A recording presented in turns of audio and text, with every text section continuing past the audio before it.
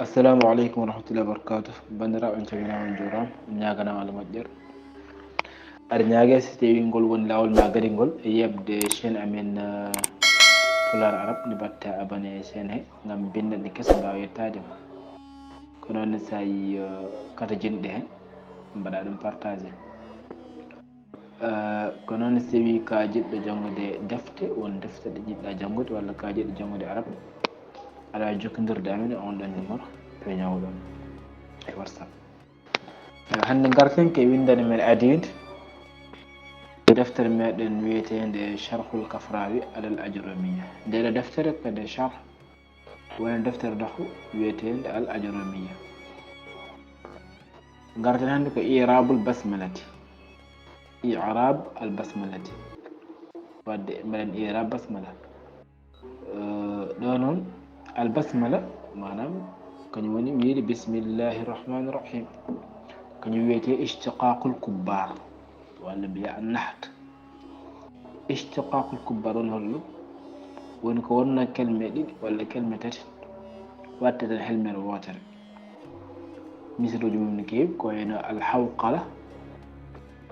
wonde jiɗɗo wiide la hawla wala quwwata illa billah.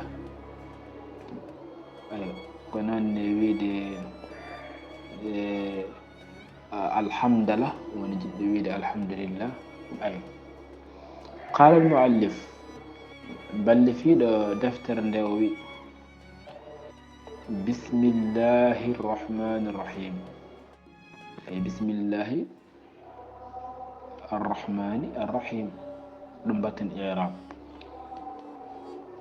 o wi ibtada al musannif biha, ballifiɗo deftere on woni Ajurumi o fuɗɗirima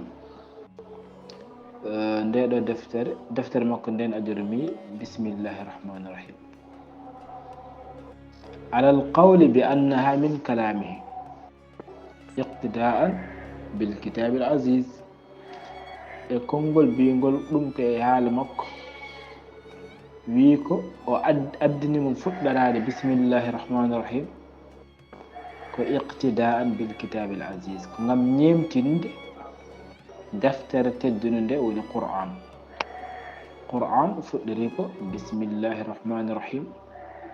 kankone gam barkinirade ɗum waɗi o fuɗɗiri bismillahi rahmani rahim. wa amalan bi qawlihi sallallahu alayhi wa sallam kullu amrin zibal la yubda'u fihi bismillahi rahmani rahim fa huwa abtar aw ajzam aw aqta. wiyama kadi addinimo wi fuɗɗorade ɗum bismillahi rahmani rahim ko gam gollirde konngol annabi ngol wino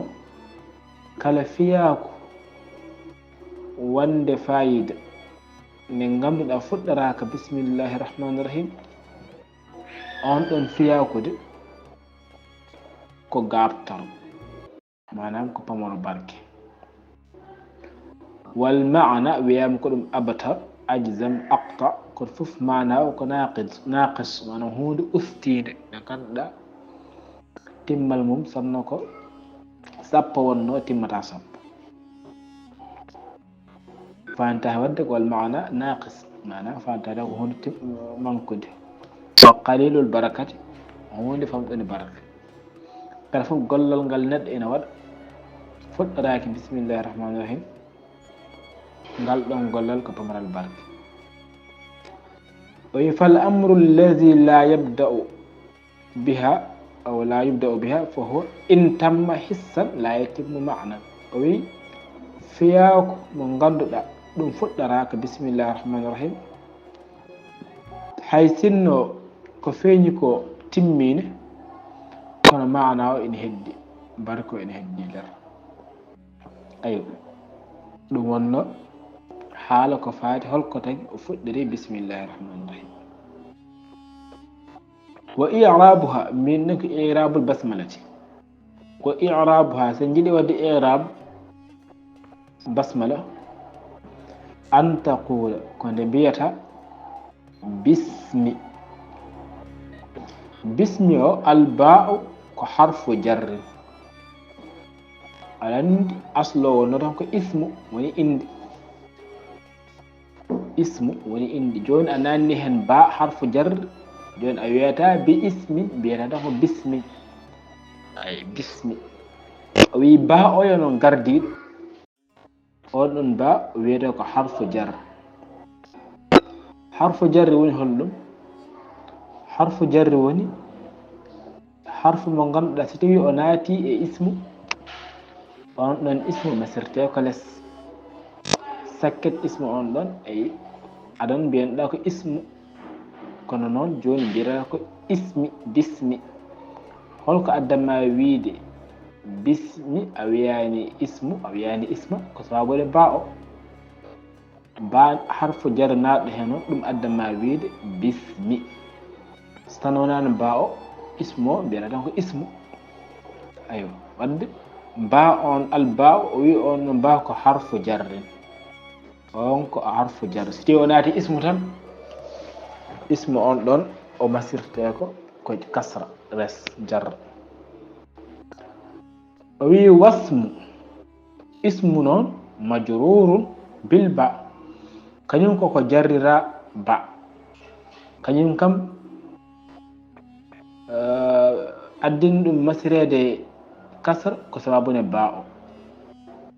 sababune ba harfu jarri o addini ismu o masirede ismi au lieu de ismu aywa wa alamatu jarrihi mande jarru ismu o noon ko kasratun zahiratun fi akhiri ko kasra mo jiyeten less makko masal kasra ngal woni bismi masal kasra ngal ko kañum woni ko andinten wonde ɗum ɗo ko harfu ko ismu majrurun mande neno ko kasra aywa alani alama i'rab ene waɗi alamaji ɗi ganduɗa ko asliyankoji e alamaji ɗi ganduɗa ko far'iyankoji alama asliyankoji ene jeeya hen kasra on mowi ene jeeya hen fatha ene jeeya hen damma ɗiɗo mbiyete alamat al asliya alamatul i'rab al asliya si wiyama jarru tan holko woni alamatu jarru holko andinten ɗum ɗo koko jarru alama ko kasra si wiyama rafu holko andinten ndeɗo oɗo ismu ko waɗa rafu alama o ko damma so wiyama nasbu holko andinten oɗo ismu ko waɗa nasbu alama o ko fatha waɗi ɗum woni ko wiyete alama en mbi ko majrur joni holko hollirta majrur o ko kasra o ɗum waɗi wi wa alamatu jarrihi mande kasra o mande jarrede mo nde kasratun zahira ko kasra peñƴo fi akhiri ay ɗo wi kasra zahira waɗa firti ko sahaji kasra ene wasa wonde zahira ene wona kasra muqaddar ene wonde muqaddar ay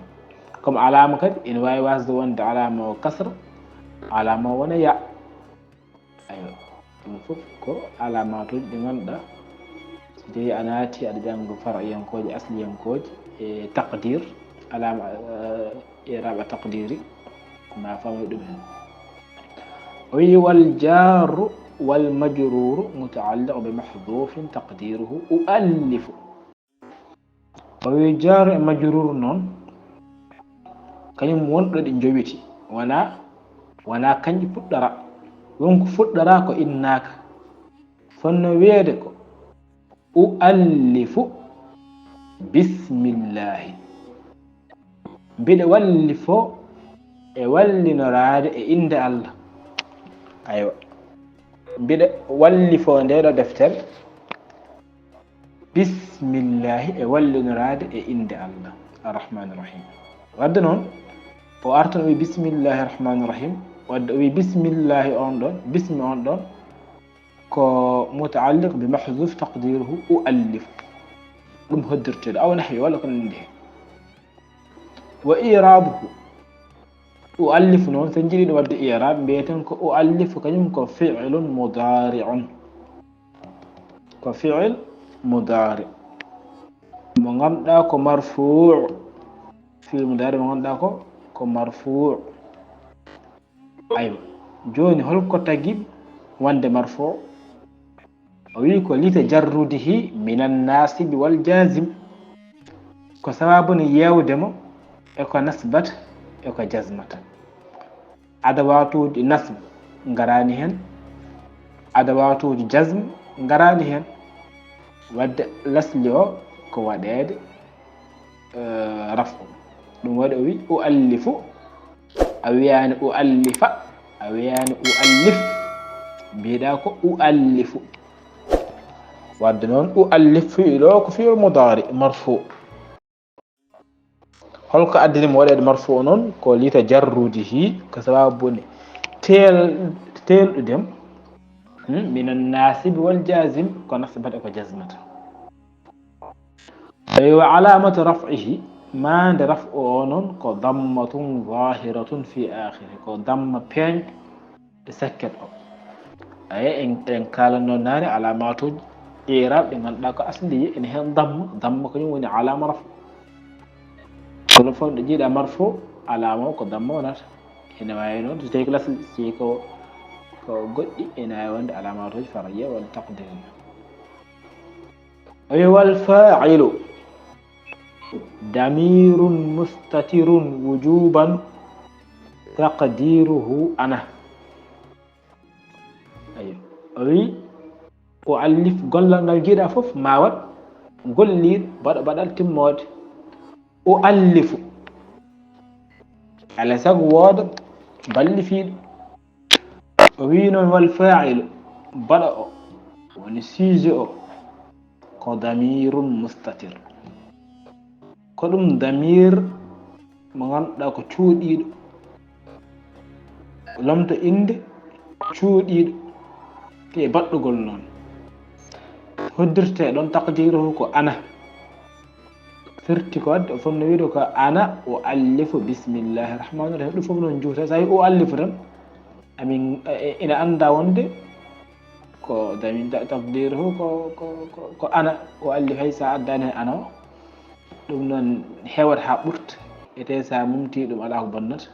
ma raɓɓiɗin haala ka wadde mbasa wiide ana o allif mbiya tan o allif aywa wadde wal fa'il golliɗo gollal ngal o hay sa wiyani ko min golli yimɓe ene gandi ko an golli ayi mi windi min mi windi foof yimɓe ene gandi ko an windi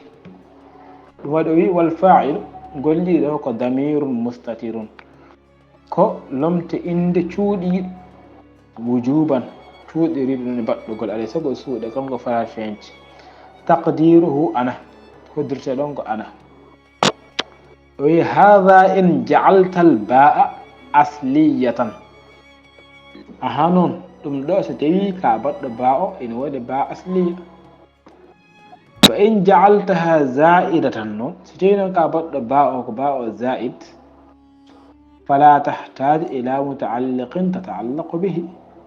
ngan sang a hatojinta تعلق وتقول في الإعراب حينئذ كان سانسي على الإعراب بيراك الباء حرف جر زائد واسم مبتدأ مرفوع بالابتداء أيوة داكو باء كان حرف جر زائد كو بيجي بعد باء زائد كم حال مك هيورا بيا واسم مبتدأ مرفوع بالابتداء nden a wiyata bismillahi kono mbiyata ko bi be ismu sabu ɗon ismu ko kañum wonata mubtada marfu'un bil ibtida'i wonata ko marfu' bil ibtida' sabu ba o nattat ɗon jogade ngarta wa alamatu raf'ihi noon ko dammatun muqaddaratun ala akhirih mani raf'u mukk ko muqaddar ala akhirih وهي منع من ظهورها نون اشتغال المحل بحركة حرف الجر الزائد أي نون هدرت دونك أي عوتا ويدي اسم سبو حرف جر زائد نون دون سكلري بلاس مغندا كحرف جر زائد اشتغال المحل بحركة حرف الجر الزائد والخبر محذوف تقدير اسم الله مبدوء به دون خبر كوكو ممتع هدرت دونك اسم الله مبدوء به كوكو نيم فدرا ومبدوء نون خبر مبتدا مبدوء اولو كو خبر من داكو مبتدا مرفوع بالابتداء كونكو بودا رفع بالابتداء وعلامة رفعه ما رفعه كضمة ظاهرة في آخره فمنك دم بينج ساكنة وبه أي الباء حرف جر والهاء ضمير مبني على الكسر هاء نون ضمير من داكو وحيد كسر في محل جر بلاس جر بالباء لأنه اسم أي مبدوء به به الباء حرف جر الهاء ضمير مبني على الكسر في محل جر ألان دو كانكو به أو بعد وديكو باء إها نورمال ما فن وندكو باء أو كسر جر هاء كرنون كسر غن دونو كانكو نون مهري ضمير مبني على الكسر كانكو حيسن اون على لون كانكو نون المهري ود اويتاكو به الها مجرور به ولا جره على بيراكو على مبني على الكسر في محل جر وفتي وند دون كاي بلاص جر بالباء لانه اسم مبني لا يظهر فيه اعراب سبب اسم مبني كنيم اعراب فينتهي اي واسم المضاف واسم مضاف والاسم الكريم إن تدند مضاف إليه وهو كم مجرور ولا جر ولا متجره ما نجره كسر ظاهر في آخره أيوة دون بسم الله الرحمن والرحمن كم صفة لله كصفة الله كنيم نو هلكو ادن ويدي الرحمن سبب كو مجرور ولا متجري كسرة ظاهرة في آخر ما جر كو كسر بين سكتو الرحمن كان يفوف نون كو باو غادي كان جري اسمه جر الرحمن كان كو جر الرحيم وده الرحيم هو صفة ثانية لله الرحيم كان يكون صفة إميج ونندعك كان كو مجرور وبلا جر ولا متجره ما نجرونه كو كسرة ظاهر في آخره كان كو كسر في سكر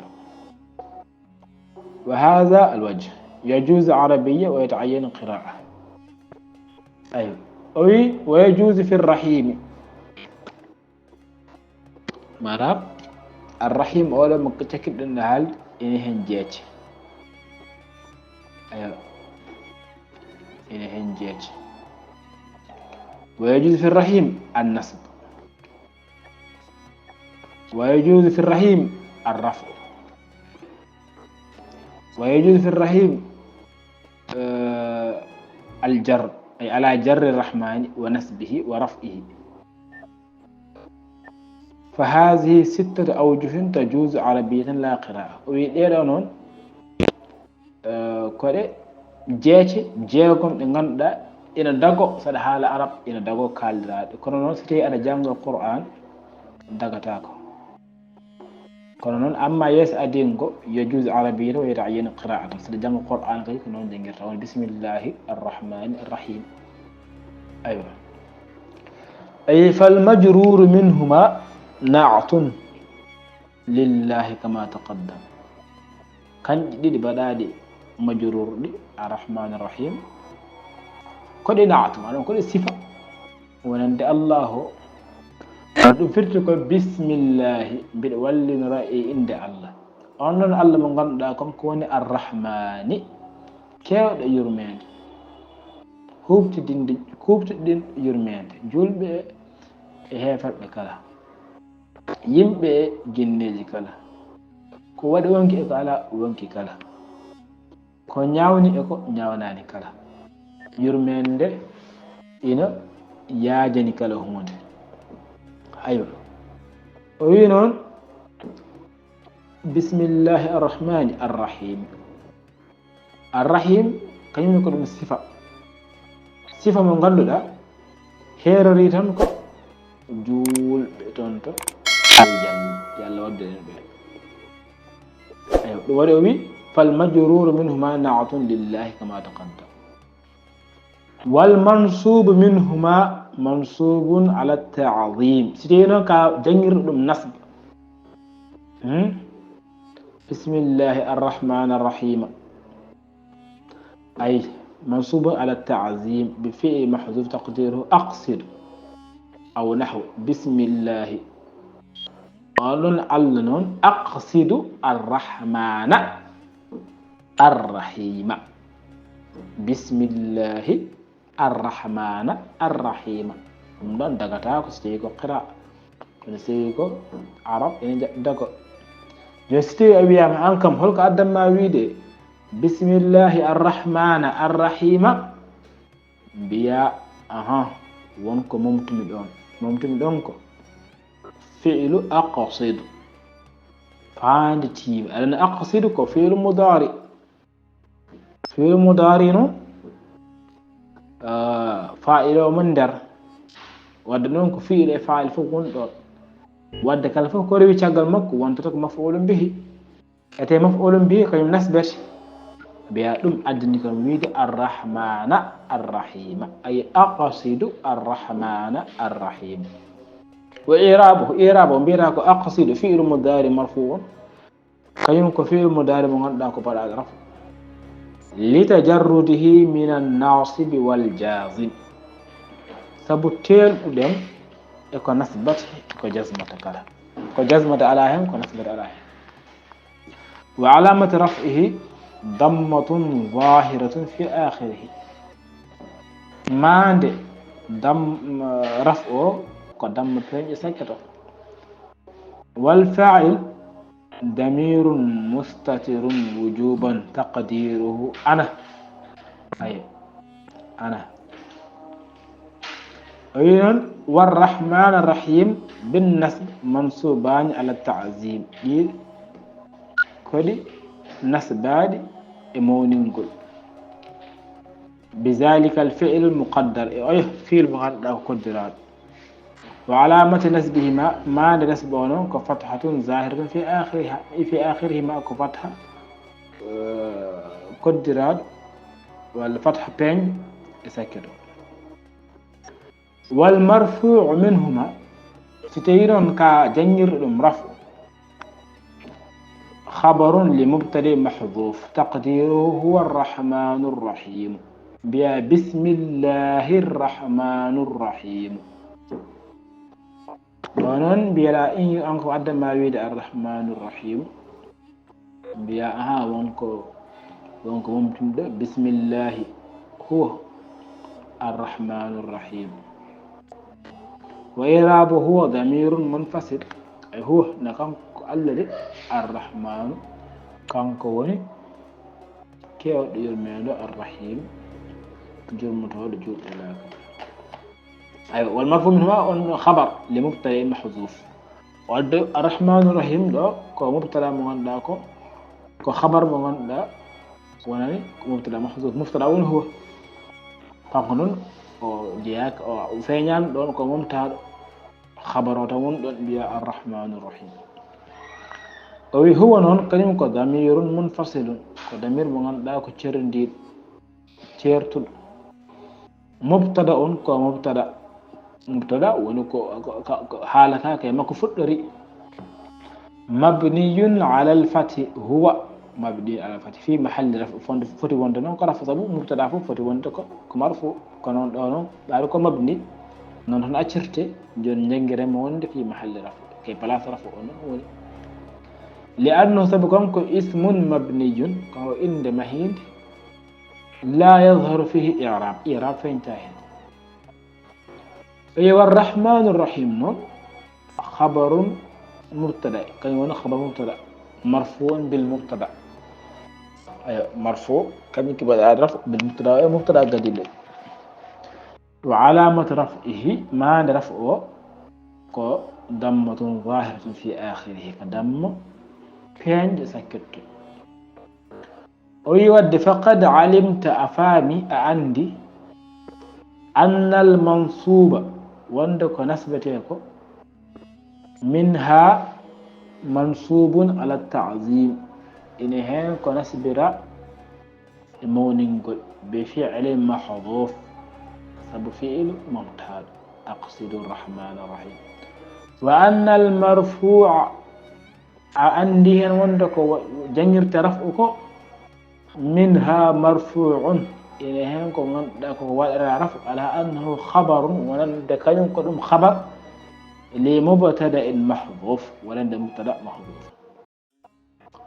ولا يقال للمنصوب منها مفعول به ودو كنسبة ويتاك وندك مفعول به خلق تجي ويتاك مفعول به ويكو تأدبا مع الله كونغام نيتنادي الله امبيتا وند ستيكو ko bangi qaida manam qawaid dum woni dosgal ngal ko maf'ul bihi kono non do non en netonto Allah mbasen wiide ko dum maf'ul bihi sa maf'ul bihi firtu ko golla ngal ko yene dow ko golla ko no golla ngal saami do aywa caamirgal golla ngal en biyata non ta'adduban dum non ko ngam netanade ma Allah wonde Allah azza tiddi wa jalla mawla ويمتنع وجهان آخران ويمتنع يعني حدا نون ما رونكو وند جيش دي دبل وهما دين وني جر الرحيم مع نسب الرحمن أواود جر الرحيم بيا على نسب الرحمن أو رفعه ولا مدى جر الرحيم بيا على ولا رفع الرحمن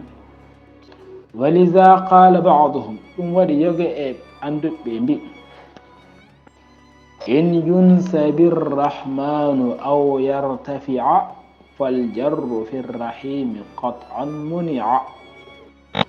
وإن ينسب ستوي نسبامة الرحمن بسم الله الرحمن on نسبامة أو يرتفع ولا ودام رفع فالجر في الرحيم ويجر الرحيم ونون قطعا منع دم حدام تجنراد كوكو وابرا وانت ود فجملة ما يتحصل في البسملة 9 أوجه ود نون سندندنا كو إنا جلنا بسم الله الرحمن الرحيم كو جيتتي الله جيني 9 الأول يس أدينغو منها يجوز عربية ويتعين قراءة يجوز عربية ويتعين قراءة يس أدينغو وني غون إنا داغو تدمغال عرب إنا داغو كد إنجانجين قرآن والستة بعدها أو والستة بعدها جاغم قل إتاقل مجئين تجوز عربية لا قراءة إن دقررون كو بات سدحال عرب كرنون سدجان جنجر ثانون قرآن والوجهان الآخران جيش إذ قد لدينون ممتنعان دين كم كو كداد وواتا وند لا عربية ولا قراءة دين با وند دمقل عرب سلتا wonta kadi to demgal wonta kadi qur'an sallata kama alimta hono gandirno dani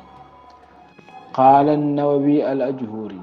in yunsab ar-rahman aw yartafi'a fal-jarru fi ar-rahim qat'an muni'a wa in yujarra fa'ajiz fi ath-thani thalathata al-awjih khudh bayani wa in yunsab sidi nasbam ar-rahman nasbam أو يرتفع ولا ودام رفع فالجر في الرحيم جر الرحيم قطعا منيا دم حدام وإن يجر نون ستي ودام جر فأجز يا دغنو في الثاني الإميجو ثلاثة الأوجه جيش تتذكر خذ بياني جغو من قلم فهذه تضمنت 9 منع وجهان منها فضل هذا واستمع فهذه ندم دولة جيش تضمنت مفتي 9 جيش جيني منع وجهان منها هن جيش ديدنوكو كدا فضل أندو هذا دم دو واستمع نن والاسم نون معناه لغة ما دل على مسمى اسم تبانج لغة كو كالتان كو إنرا هوند كالفك إنرا هوند كو اسم فعل سي إنرا هوند كو اسم حرف سي إنرا هوند كو اسم اسم سي إنرا هوند كو اسم كالفك إنرا هوند دو كو اسم تاوي الفعل كو اسم الحرف كو اسم أيوه واصطلاحا تتينا إذن كانت بانج اصطلاح كلمة دلت على معنى في نفسها ولم تقترن بزمان نحو ينقب مدرت غندي نرت في اسم كو هلمر نغندو دا دلت على معنى في نفسها تندني معنى هور مودum سايب سامبا تندني سامبا محمد تندني محمد ساوي سنغال تندني سنغال ساوي موريتاني ساوي فرانس ساوي مالي ساوي غامبي دum fof ko gin aywa wala dum do sa hal na tindini hore mudum ete walam taqtarin bi zaman ete jokkondirta manam singonirta e zaman jira e fi'il wallahu ismun lizat wi allah non dum ko ismu wonande lizzat ismu zat ayo alwajibul wujud الواجب الوجود المستحق لجميع المحامد ونون الواجد الوجود كان كودني الفوف كود المستحق كان كون كان لجميع المحامد نغجتو والرحمن نون الرحمن معناه كالمنعم بجلائل النعم كو نيمنو دن نيماج مود والرحيم رحيم نون معناه المنعم بدقائقه كو نيمنوج تشود مودum ود الرحمن كنيم بري مولود الرحيم asina kaji fof kodi yurmede ay dum wonno windani meden hande ko fati i'rabul basmala hade jir wadde abon si tawi en gari garane al kalam inshallah assalamu alaikum wa rahmatullahi wa barakatuh